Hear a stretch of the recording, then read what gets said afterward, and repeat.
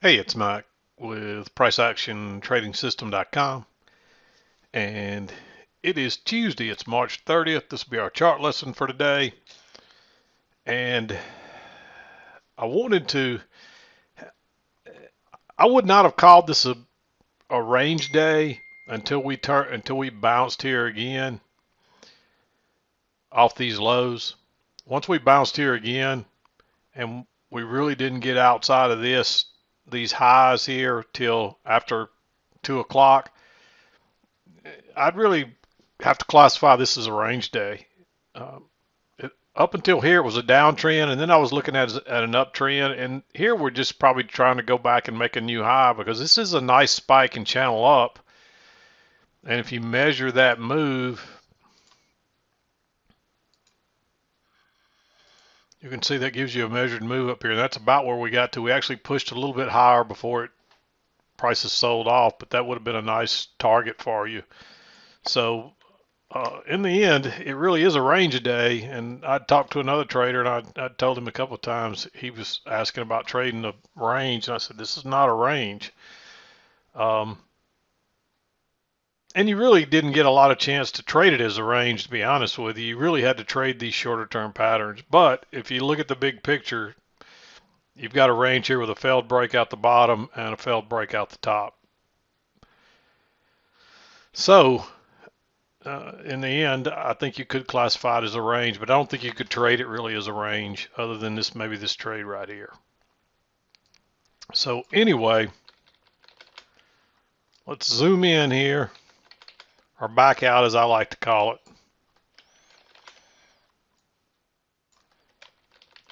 where we can see it a little better. And 7 o'clock came just as we're bottoming out here, and really, you can see this channel's fitting nicely, the midline and all, but you didn't have a whole lot of evidence that, hey, for sure, this is the trend channel line. You just had to go with what you had there. But everything's down right here, so I don't think you want to try to buy anything.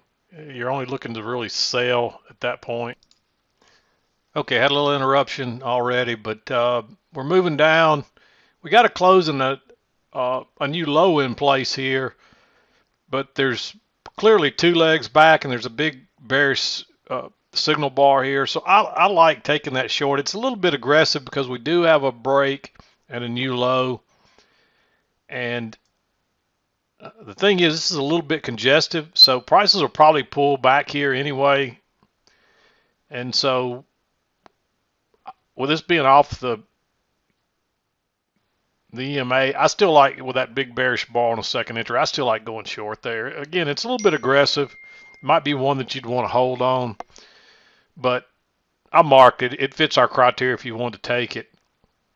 And of course, we bounce off that trend line again, and then we make a higher low. And the fact that this made those three matching highs is a little bit of a concern. But if we break higher right there, it's probably going to zoom on up at least back to the EMA, and we could go all the way back to the other side of the range. So I like risking a long right there. It's a little bit aggressive, but I like it. If you just hold on a minute, then you get a failed second entry short. And again, we're in a downtrend, but you can see the EMA is flattening out, and we've just kind of been working sideways here. So, and we did make a higher high, and this will be another higher low. So we're probably going to at least make a new high on this short-term channel. We do get a little overshoot there, but maybe that's not an overshoot. It's hard to know because it fits just like that as well. So the fact that we got a close outside here leads me to believe that that's probably an overshoot. And then once we make the new high and turn down, then it's pretty obvious. So, but I still like this long right at the 8:30 open there, just prior to, just right after they open.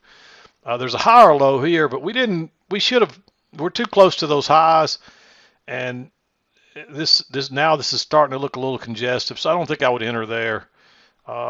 There might even be enough room if you entered on the engulfing bar, but I think it broke higher first and then turned. I'm not sure which way it broke there first, so it's hard to really know on that one. I'd wait for this to close regardless, and then by that time, it just looks too congestive to me when you've already had a break outside this trend line, and it's just so close to the highs right there that this is what could happen to you. exactly what does happen. It doesn't go very far, just enough. Actually, I don't even think it makes a new high. I think it makes a double top. So the high there is 51 even and 51 even. So it doesn't even make a new high, and then it turns down, and then we're trending down again right at the EMA. So now we're back in downtrend mode at this point. So because this is really a downtrend, and I only like this one long because of where it happened and because it like we were starting to go flat here a little bit, like we might turn up. So I do like that one, but after that, once you see we're trending lower again, you got to go back to short. But we just start trending lower again. We just kind of go sideways a little bit here before we trend lower. And I don't see any entries in here that I like. It's just too congestive, too sideways. But finally, you can see we're working down that trend line and really the midline and the bigger channel there. And this green channel seems to be in play. And then suddenly we get a second entry short with another bearish bar. It's still a little sideways, but there's clearly two legs higher there, and you're making higher high and higher low. And that's a nice bearish bar. So I like going short there. We're in a downtrend. It's obvious here. And that's at the key entry point and the EMA. It's also right at the midline of the bigger blue channel. You can see we're turning down right off that midline. And then we try to go higher once, twice, and that breaks higher. That's a failed second entry long, and that breaks higher first and turns down. And so that's an engulfing bar. I like going short. You might wait on that. You don't have, it takes up a little, you don't have quite as much room to get out if you wait for that bar to close. When it broke higher and turns down, you probably got people trapped if it goes out this other side. So I like entering there on an engulfing bar. If you wait on this bar, you got to make sure you got enough room to get out. And if you don't, you'd have to let it maybe use a limit order, but it doesn't back up. It just gaps right over and keeps going. So they trapped some longs there. Obviously, some longs had to exit. And that was a quick, easy move down for a short. Then we bounce, and you get a higher low here. I didn't mark this just simply because it's right inside that trend line, and you could get another leg down.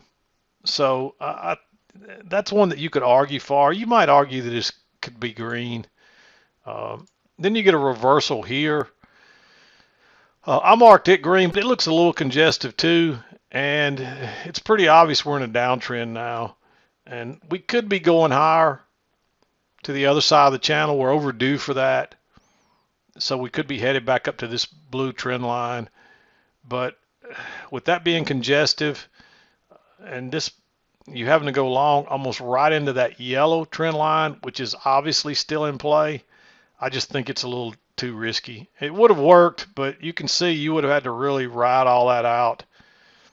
And you end up with a failed second entry long right here off that key entry point. And I didn't mark that one either, but I should have at least marked that one green. And you could really argue for that one to be red. The problem was it broke lower first and then went higher and then came back down. I do believe that's how it worked out. And so it was really hard. It just looks a little congestive. That's a doji. Or that body, I mean, that bar has no body really. That bar has no body. It's inside of that one, and so it just looks a little congestive, and that's the reason I didn't mark it. But it is off that key entry point. But that's like a secondary channel there, and this is your main trend line, and then you also have this trend line. So it is valid. You can clearly see that trend line's working all the way down here till we get a break. But because of that congestion, and just look how sideways that is, I'm just not crazy about it. And of course, we bounce down here. You don't want to go long yet. You need a little better entry, and you really just don't get one. You just turn back down off the main trend line, and again, you don't really get anything. There's a lower high here, but it's just moved too far. There's already two legs down. When you're looking for a lower high, I had this conversation with another trader. You're looking for a lower high much further up here than way down here. There is a trend line there, and it is off the EMA. But again, look, there's two bars with no body, and they're inside this bar. And there's plenty of room down to this low. And if the trend continues, we could go all the way down to here. But I would just wait on something better than that. That's only a first entry short and a first entry long. because I'd count this as a double top because it only looks like two legs, but there's not really a break higher right there. So I'm just not crazy about that entry. Oops, I didn't mean to grab that. Then we bounce again. Again, I just don't think you want to risk a long down here on that strong, tight trend channel. And that's, you get a close outside right there, really right here, and a new low. So it could reverse, but I just don't think you want to buy there. There's a higher low here, but again, we just moved so far, it doesn't really qualify as a higher low. But you move up here and you finally get a close outside, and then you get a higher low. And again, I didn't mark this one simply because it's so close to these highs right here, and there's a lot of congestion, although that's a pretty good setup. If it breaks higher, we're probably going higher. There's a failure right here of a second entry, but it's not at the EMA. Again, it's not a reversal type pattern that you want to try to trade. And then we come back down, and notice what happens right here. You get a higher low on a big signal bar, and look how many times we kind of bounced off that line, and it seems to be fitting up here. It's really not confirmed yet. The reason I like this one is even though there's a break here, higher right here, this just looks like congestion. So it really looks like first entry, second entry. And on a higher level, it probably is a second entry right here. And I marked it as green, but it's a little more advanced read, but it's something to look at. And of course, we're working back down. I don't see any shorts here. And we bounce again, but again, it's congestive. But when you get that higher low, and it bounces right off that trend line, I like going long right here. And I was going to try to record this trade, and it triggered so quick, and it was already to the highs before you could blink an eye, so I didn't get a chance to record it. So I moved on. I did end up recording the trade. I'll post it later, but it's going to be further over here. I'll talk about it when we get to it. But we jump up real quick, and then you actually get a second entry long right here. You could take that trade. I don't have any problems with it. I considered it, and I almost recorded that one too, but I talked myself out of it because you're just so close to these highs. And I would say if I was trading for myself, just trading, and I knew nobody's watching me, I'd probably take that trade. And that's the thing about recording. As soon as you turn on that recorder and you know people are watching you, you start thinking a little bit differently, and you start doing things a little bit differently. And you might get too conservative, or you might take a trade that you wouldn't normally trade. And so that's another thing about recording all your trades that makes it a little bit harder than what people really understand. So, but anyway, I like that trade, and I talked myself out of it. It was another quick, easy trade. But you can clearly see there's one leg up, then a two-leg correction. So, and you got room for another leg up. It's probably not going to be a measured move because you don't have much room there back to the highs of this trend channel. But it works, and then we're turning down. I don't see any reason to go short yet, and then before you know it, you're down here. And you actually get a break here. There's a second entry short right here, and it is off of this trend line, but it's not confirmed yet. And this is the first break of this. This is actually a spike and channel up. Even though this is not a very steep channel, it's a channel. And it's not really a range. You can see the EMA is pointing up slightly. You can see the range is pointing up slightly, so it's just a very weak uptrend. So, but that doesn't mean you won't get a retest of this high. So you got to be real careful about going short. And I don't see any longs yet. So I'm not crazy about that short, but when it tries to go higher the third time, and you can see 1, 2, 3, and then that's also a new low right there. So first entry, second entry, if it breaks lower, I like taking that one because it does confirm that trend line, and you do get really a triple double test of this lower side of this trend, this channel right here. So I like going short there. There's a lower high here, but that's too congestive, and there's too much support across there. And then you bounce, you get back inside the range, try to go short once, you try to go short twice. And so that's a failed second entry short, but there's also a little double test of that support back inside that range. And so if prices break higher, we're probably going higher, at least back to the top of the range. And we may go all the way back up here, or we may all go all the way back to make a new high. At this point, I wouldn't looking at this range, so this would not be here. I wouldn't have that there at that point. I'd be looking at it like that. So there, although there is resistance there, you'd want to be concerned about. So don't don't misunderstand that point of it.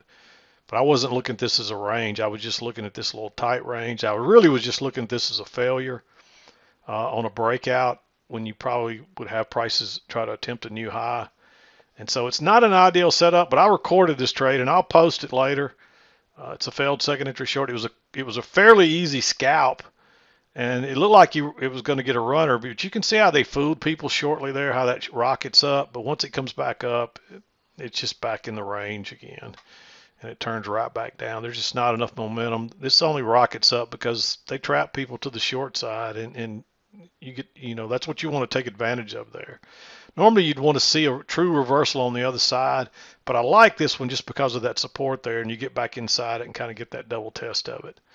And we close above it. So if prices break higher there, you're probably going to go back and retest this top of this resistance, and that's what happens, and it turns back down, unfortunately. So I didn't get a big runner. I think I got 3 ticks on the runner with 5 contracts. So I got another 15 ticks there, but it wasn't the runner I hoped of. I mean, I could have gotten 2 or 3 points. I should have probably exited right there, and I could have.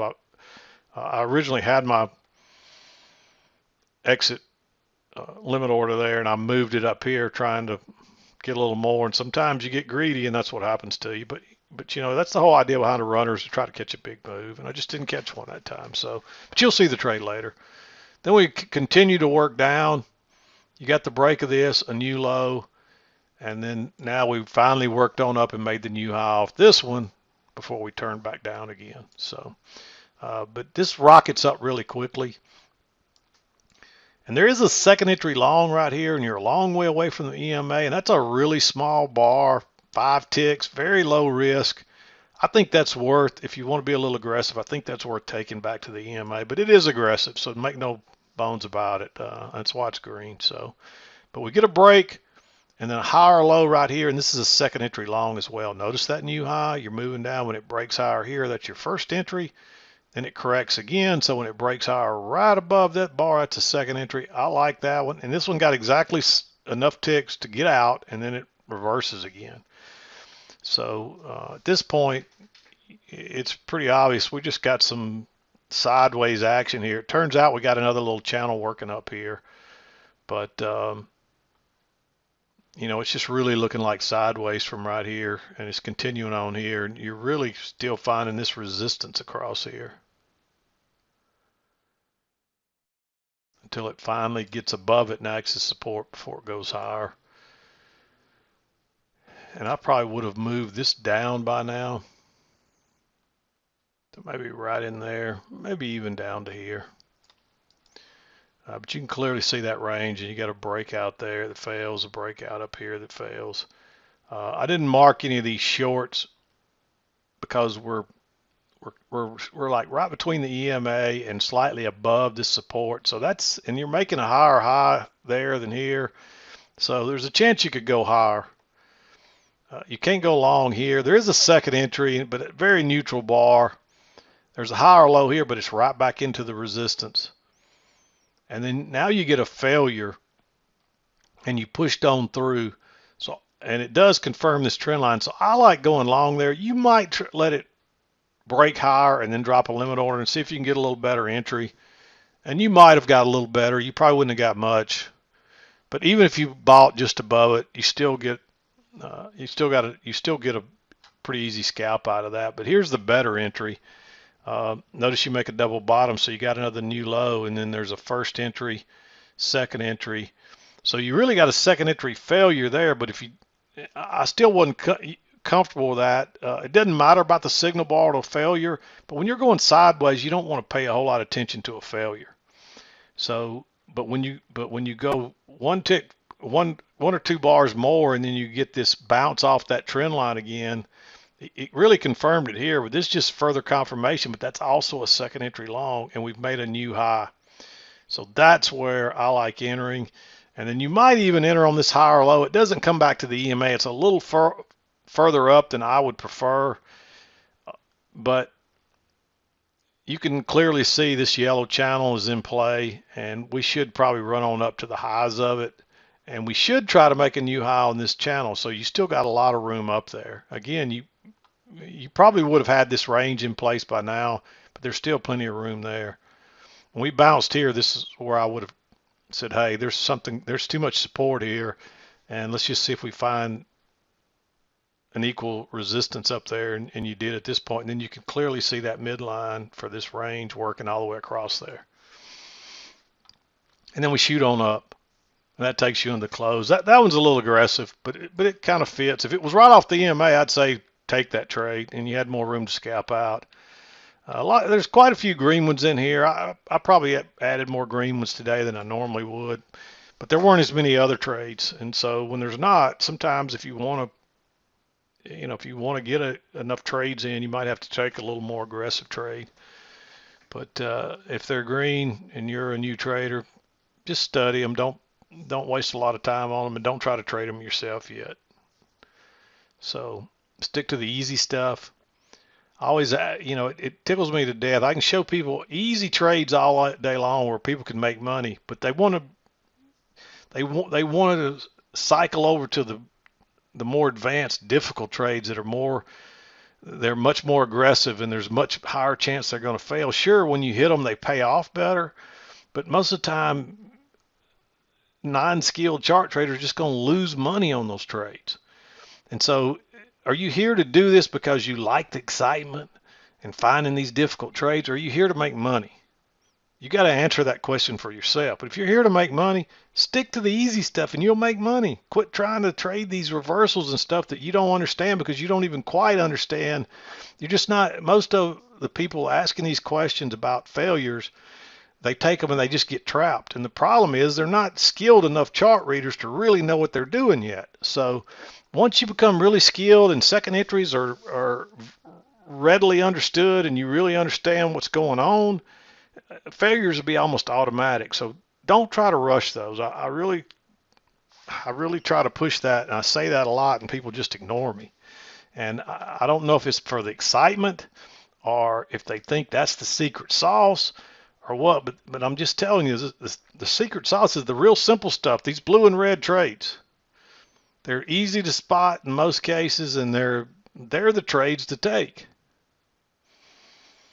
unless they're a reversal. Some of these blue and red reversals you probably should skip. But if it's a second entry short off a key entry point, or a double test off of support or resistance on a range, that kind of thing, those are the trades to take, because they're gimmies almost.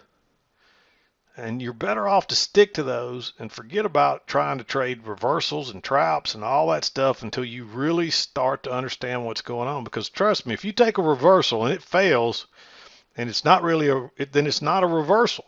It was just a trap, and you got trapped. So you don't even have to ask me what happened. You know what happened. If you take a reversal and it quickly reverses and fails on you, then you got trapped. I don't know any easier way to say it. So you don't even have to ask me what happened. You just got fooled and you got trapped. And that's why I tell people, don't even try to trade them, because you'll get fooled and trapped a lot. Because that's the whole idea, is to fool you into entering the wrong direction. If you try to use common sense in trading, you're in big, big trouble, because price action and price movements go against common sense. And that's why it's so difficult for smart people, especially smart people that have a lot of good common sense. You would think they would be the ones that would come in here and be successful as traders, but they're not, because your common sense will work against you. Trust me, it'll work very hard against you, and it'll trip you up and it'll fool you. And you get somebody that doesn't have good common sense, they figure this out quicker than the smart people. But that's why, because they don't have good common sense. I know that sounds counterproductive, but I promise you, if you stay with us long enough to learn it, one day you'll say, man, I remember him saying that. I thought Mac was crazy, but he's right. This goes totally against common sense. And usually it doesn't take traders very long to realize that if you may not understand why you're losing, but it's probably because you're using common sense. And price action does not move with common sense like you would expect it to. It does just the opposite. And that's because you know, you always hear that being a contrarian works well for traders, and it does, except for trying to pick tops and bottoms. Don't be a contrarian like that, because trends usually go much further than you think they will. And by trying to pick tops and bottoms, you'll usually just trip yourself up. But anyway, I'm going to wrap this up. We'll be back again to do it tomorrow. I'm done for today. This is Mac with PriceActionTradingSystem.com, and we'll see you next time.